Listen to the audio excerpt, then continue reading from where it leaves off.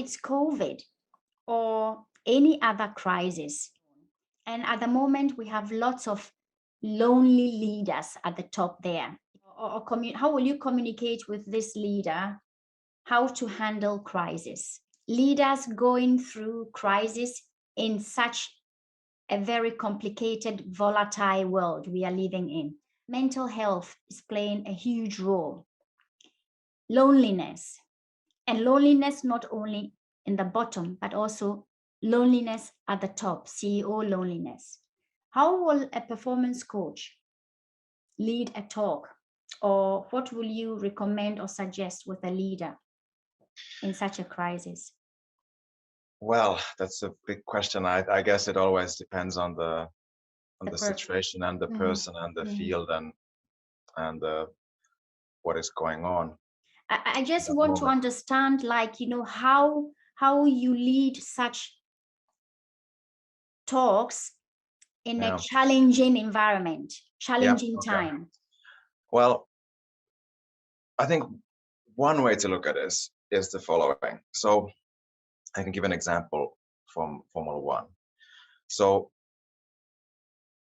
let's say there's been a mistake, or it can be a mistake or something, a very positive thing. So a great move, or can be in any sport, but so mistake or a great move. And then there's always two phases to that. There's the phase that's just before. So that's the information receiving phase. That's when how we perceive the situation before making the decision. So we read the situation, we try to understand it, and we basically pick up cues of what's happening right now, and then to build a picture of what we're going to do. And in Formula One, that happens extremely fast because you're moving at speeds over 300 kilometers per hour. So you have, and then you have objects around you moving and they're fighting against each other. And you are reading the situation extremely fast. So that's one thing. That's one area where you can make a mistake. But then there's also the other area, which is the skill execution phase. So on that moment, then you decide to go for the move based on the information, but then you're doing it. And that's also in F1 extremely difficult when you're at this speed. So what I want to say is that I think whenever somebody's stuck, you need to be breaking down what happened to different skill sets. You need to understand, okay, where did it actually go wrong? Or why was I actually able to do that magnificent thing? It's not just because I'm mentally strong or because I'm so talented as a driver or a corporate or an athlete. It's because I did something right in the process. And I find it's always being able to go narrow down what specific skill allowed or made something happen. And the problem can be in the information phase. It can be in the skill phase. So I like to always break down things. And by doing that, you take control of the situation. Because you realize that, like I said, it's not just an empty concept somewhere. It's actually something you can work on, and it's not drama. It takes also the ego out. It might be the smallest thing, and we need to have some humility towards ourselves. Absolutely. On the fact that it's, like I said, it's not some empty idea of mentally being weak or something like that. It's just a small thing that on that moment went wrong. And we don't know why we are stuck. And don't move.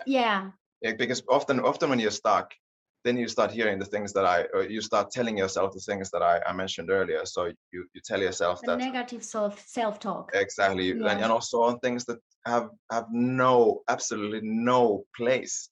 They have no sense of reality. So again, I'm not good enough. I'm never gonna make it. I'm not a good boss. I'm not a good coach. I'm not a good this and this. This has nothing to do with reality. You are there for a reason, and there's been some simple thing that has gone wrong. I think there's a colleague of mine said a fantastic quote that, was it a wrong decision, or was the decision based on the wrong and false information?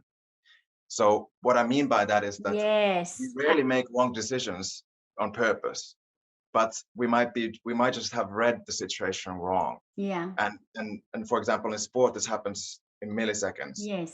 And so it's just a case of breaking down, understanding what went wrong or what went right, and learning from it and moving forward. That's the sort of one advice or one thought Wow. that I would leave. Breaking it down. Well, that's why we have performance coaches. And Well, this is why I thought it's so important to be here. People should really reach out. If you are stuck, if you are not good in something, reach out. There is someone who is specialized in that. Your weakness may be someone's strength. Reach out to Hinsa company, reach out to Antti. Well, Antti is not available, but reach out. And there is always a solution, because sometimes we are in and we don't see it and we are stuck and we just don't go forward. And you need someone to break it down. We all well, I think we all need sometimes somebody with a bit of perspective to help us understand what has happened and give us the cues to how to move forward. Exactly. And not so that we're not too hard on ourselves. Yes. Hard work is needed, but it's just the role that luck plays sometimes is so big. I think we often forget that if something is not happening, it might not be your fault. You might be doing everything right, working super hard, but the door just doesn't open. But maybe there's some other door that then opens, so it's just luck is such a, it was Jason Fried, I've been thinking of in a podcast that I heard. He read it, he said it so well that I think people underestimate the role of luck. This doesn't mean that we shouldn't work hard, but it's still, you need it that the door opens. So and when you mentioned at the beginning, you were lucky that Dr. Aki Hinsa approached you. I thought the same. Luck doesn't just come like that. You need to work also hard for it. So I think you for sure worked hard for it too, because there must be a reason. I don't by no means want to say that you don't need to work hard. You 100% need to work hard. But then, like, say if my dream had been always to become a performance coach in Formula One, if that had been the thing I want to aim for, it might not have happened because there's so few seats, there's so few places, there's not hardly anything, and then that there's a driver available who fits you. There's so many things that just might not happen. The world, it's just the door might not open, and it's not your fault. You may have done all the right things, and maybe something else that's, if you've done your work hard, you have a right structure, you have the right way of working and mentality, you wide knowledge, everything, something will open up. But whether it's that door, then that's a lot down to luck as well. What beautiful message. Thank you so much. Hopefully this will be uplifting other people who will tune in. Thank you so much.